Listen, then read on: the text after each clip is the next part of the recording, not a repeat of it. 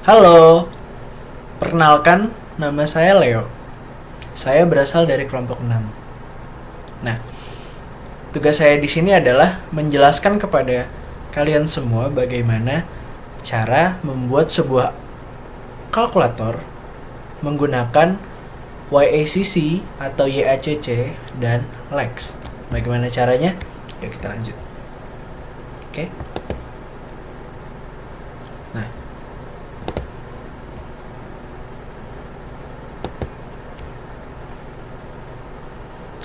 sebelum itu, izinkan saya untuk memperkenalkan siapa saja bagian dari tim saya. Yang pertama ada Stefan Senabudi, Alexander Nicholson, Yosua Pandapotensian Nipar, dan tentu saja saya sendiri, Yohanes Leonardus Dwi Pradipta. Oke, kita lanjut dengan apa itu LEX dan YACC atau YACC. Nah, LEX merupakan singkatan dari Lexical Analyzer Generator. Fungsinya dia adalah untuk scanning source file yang ditulis dan menghasilkan sebuah token. Oke. File LEX itu ditandai dengan .l. Contohnya calculator.l. Input dari LEX itu adalah regular expression. Nah, lalu kita beralih ke YACC atau YACC. YACC merupakan singkatan dari Yet Another Compiler Compile. YACC tugasnya adalah melakukan analisa terhadap token yang sudah dihasilkan oleh LEX. Nah, kira-kira skemanya seperti ini, teman-teman. Nah, di sini ada source code. Ya. Source code lalu diproses menggunakan lexical analyzer. Nah, caranya seperti apa? Kita memasukkan pattern, lalu dikompile dan dibuild, menghasilkan sebuah lexical analyzer. Setelah itu, dari lexical analyzer menghasilkan sebuah token. Token akan diperiksa lagi oleh syntax analyzer dan diolah. Caranya adalah dengan memasukkan sebuah grammar atau tata bahasa, lalu dikompile dan dibuild oleh YACC, menghasilkan syntax analyzer. Setelah itu akan menghasilkan syntax tree. Ya, seperti ini. Setelah syntax tree baru muncul yang namanya kode generator. Atau ini adalah langkah untuk menuju file.execute atau aplikasinya. Oke. Nah, file output sebelum menjadi file execute dari LEX dan YACC adalah ini. Misalkan saya mempunyai sebuah file yang bernama mylang. Karena saya mau memasukkan ini ke dalam YACC, maka saya membuatnya dengan .y. Sedangkan di sini saya menggunakan mylang ini dengan .l untuk menghasilkan atau untuk file yang dibutuhkan oleh LEX itu sendiri. Oke. Dari YACC akan menghasilkan dua file, yaitu y.tab.h dan y.tab.c. Sedangkan LEX menghasilkan lex.yy.c. Kedua file ini akan digenerate kodenya menjadi file execute mylang bernama mylang. Oke. Nah, ini adalah contoh program dari LEX.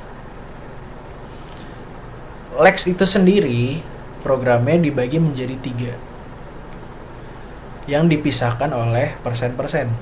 Nah, bagian pertama biasanya itu adalah header. Header ini dalam bentuk bahasa C dan ada variabel global seperti ini. Dan ada fungsi juga. Oke. Nah, lanjut ke bagian yang kedua. Ini adalah string. String di mana isinya adalah karakter A sampai Z dengan huruf kecil. Lalu ada YY YYLVAL. YYLVAL itu adalah sebuah value yang berhubungan dengan tokennya. Lalu ada YY.text, ini adalah pointer. Lalu minus A, return variable. Kita mendefinisikan bahwa sebuah karakter A sampai Z adalah variabel. Lalu kita pindah ke sini. 0 sampai 9 plus. Artinya apa? Artinya string ini berisi angka 0 sampai 9. Nah, string ini boleh diulang, tapi tidak boleh kosong. Karena dia ada plusnya. Oke? Kita mendefinisikan ini sebagai integer. Nah, terus kita ada yang namanya operator. Plus, minus, dalam kurung sama dengan bagi dan kali. Dan ini, enter. Ketika kalian atau user memasukkan string ini, dia akan langsung ke pointer yang ditunjuk oleh yy.text. Nah, terus slash t ini adalah sebuah definisi bahwa program ini tidak menerima yang namanya spasi. Oke. Nah, lalu titik printf invalid character. Titik ini menunjukkan bahwa ketika user memasukkan sebuah karakter yang tidak didefinisikan di dalam sini, dia akan langsung invalid karakter dan keluar. Lalu bagian ketiganya ada YYWrap. Bagian ketiga ini biasanya untuk untuk mendefinisikan atau mengakhiri sebuah scanning. Ketika dia return 0, maka scanningnya akan terus berlanjut. Dan ketika dia return 1, maka scanningnya akan berhenti. Oke, lanjut. Cara menghasilkan file lex.yy.c. Pertama, dalam software kita masukkan dulu yang namanya codingannya. Kita membuat codingnya bisa langsung di dalam softwarenya atau bisa menggunakan notepad. Oke. Lalu kita compile. Setelah compile, lalu di build, lalu akan muncul yang namanya lex.yy.c. Ini adalah program lex-nya ya, teman-teman. Oke. Selanjutnya adalah program YACC. Ini sedikit berbeda dengan program lex. Ya. Dimana untuk bagian pertamanya, dia walaupun tetap sama, ada header dan ada variabel global, namun dia juga dilengkapi dengan yang namanya YACC atau YACC definition. Seperti ini. Integer dan variabel adalah token. Nah, percent left ini maksudnya adalah ketika ada dua operator plus dan minus, yang akan dikerjakan duluan yang plus. Ada juga yang percent right. Itu menandakan bahwa kalau percent right, yang dikerjakan duluan adalah yang di sini. Atau minus duluan yang dikerjakan. Tetapi itu kalau tidak ada yang namanya dalam kurung. Dalam kurung itu tidak ada. Nah, ini juga sama juga dengan kali dan bagi. Ya. Lalu ada ini masih bagian 1. Lalu dipisahkan dengan persen-persen. Nah, ini adalah statement. Nah, kenapa ada dua seperti ini? Ketika ada dua produksi yang berbeda, statement itu dipisahkan menggunakan garis lurus seperti ini, garis vertikal. Ini semua berkesinambungan sampai berhenti di tahap expression. Ya. Bisa dilihat dalam statement program ini, dia ada statement lagi di sini yang bernama statement kebetulan. Lalu di statement ini akan berlanjut seperti ini. Lalu ada expression di sini. Oke. Kita lanjut ke expression. Nah, SYM ini atau ini nih, ini adalah array yang menyimpan karakter yang akan kita input ke dalamnya. Oke. Di sini dia memanggil array $1. Nah, di sini terlihat bahwa untuk menjalankan operator plus, maka dia harus memanggil array $1 ditambah array $3. Kenapa $3? Karena $2-nya akan digunakan untuk menyimpan tanda kurung. Seperti pada array di program C atau C++. Lalu ini adalah bagian ketiganya. Oke. Bagian ketiga. Oke, mungkin kita lanjut. Setelah memasukkan codingnya, lalu kita sama juga compile dan build. Bedanya dia menggunakan YACC compile atau control 3. Lalu dia menggunakan Lex and YACC build. Dia tidak ada yang namanya YACC build saja. Dia pasti digabung dengan Lex. Oke. Lalu sudah seperti ini. Lalu hasilnya adalah Y tab C dan Y tab H. Oke. Setelah itu baru kita execute X directly seperti ini. Nah, setelah itu akan muncul gambar seperti ini. Lalu seperti ini. Nah, ini adalah contoh soalnya. Contoh soal pertama saya memasukkan 5 ditambah 3 ditambah 9. Maka outputnya 17.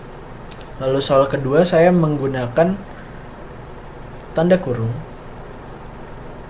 Maka hasil outputnya adalah 1. 2 dikali 3, 6. 6 dibagi 6 hasilnya 1. Oke. Lalu saya memasukkan soal ketiga. Yaitu adalah A sama dengan B minus C ditambah D plus C dikali 3 plus D minus B minus 4 dikali C. Dengan cara B sama dengan 5, C sama dengan 4, D sama dengan 3. Ini menunjukkan bahwa kalkulator ini bisa menyimpan sebuah variabel. Nah, hasilnya adalah ini. Seperti sini. Cara pemanggilannya, ketika A didefinisikan sebagai soal, lalu kita enter, kita panggil A, lalu kita enter lagi. Seperti itu. Oke, sekarang kita beralih ke bagaimana kita melakukan coding atau membuktikan apa yang saya bicarakan tadi. Oke, kita buka aplikasi yang namanya Flex Window. Oke. Nah, ketika muncul seperti ini, Flex Window dia bisa menyediakan yang namanya Lex file kosong seperti ini dan YACC yang kosong. Kita bisa melakukan coding langsung di sini tanpa menggunakan Notepad. Tapi jika kalian punya file di Notepad yang berupa file YACC dan file Lex, itu bisa langsung digunakan. Oke. Saya sudah menyediakan file L dan file Y-nya di sini. Oke, bisa kita lihat file Y dan file L. Karena saya sudah punya, maka saya akan langsung open di sini. Ini saya simpan di desktop. Kita langsung buka kalkulator.l sama kalkulator.y sini. Ini langsung begini juga bisa. Oke. Kalkulator.l. Ini bisa kita compile menggunakan tools atau bisa dari sini juga. Tools, Lex file, compile. Ketika tidak ada error, kita bisa langsung Lex build. Nah, dari sini sudah kelihatan yang namanya lex.yy.c. Ini sudah di generate. Oke. Langsung ke calculator.y. Ini caranya bisa langsung di sini. YACC complete. Compile maksudnya. Sorry. Terus kita YACC and lex build.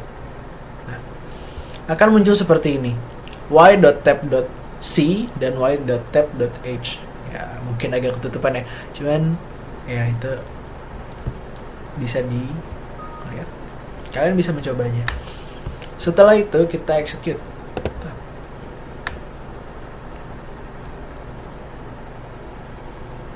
Oke, dia keluar command prompt-nya. Nah, seperti ini. Di sini kita bisa memasukkan soal apa saja selain yang dari soal yang saya sebutkan tadi.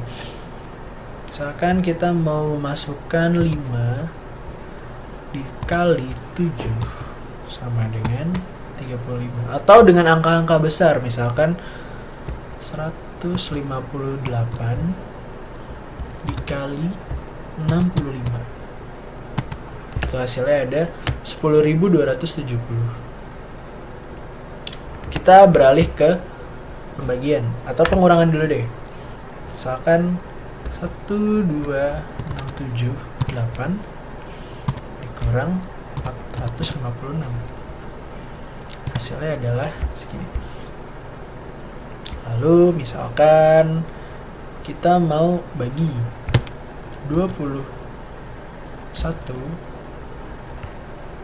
dibagi 3, atau koma 21 dibagi 5. Hasilnya ya, karena saya menggunakan integer, maka koma belum bisa digunakan. Mungkin nanti kedepannya saya akan membuat string menggunakan. Oke. Setelah itu kita jalankan ya tadi. Ini kalkulatornya.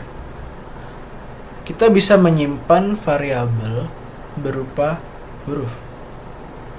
Misalkan S sama dengan 5, R sama dengan 7, M sama dengan 9.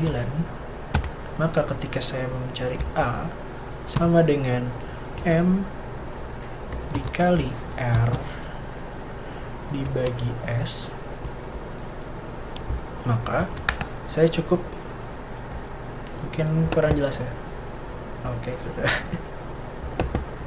Oke, saya cukup memanggil A, lalu kita enter, kan keluar hasilnya seperti ini.